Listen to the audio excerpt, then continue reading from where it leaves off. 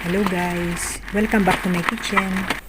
Nagawa tayo dito ng kamatis. Gagawin natin yung tomato sauce. Giniling-gilig ko nga lang siya guys para maging tomato sauce. Gagawin natin yan sa ating spaghetti. At nakagawa ako ng isang bote. Meron na rin ako ditong meatballs at ipiprito lang natin yan guys.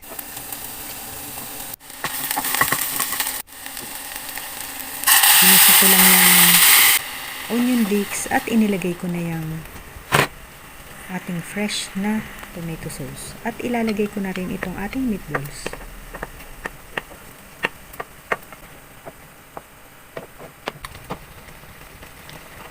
Nilagyan ko rin siya ng konting sugar.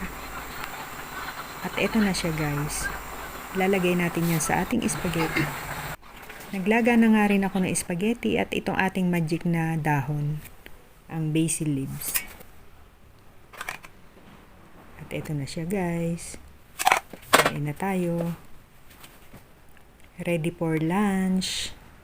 Thank you for watching guys. Bye-bye.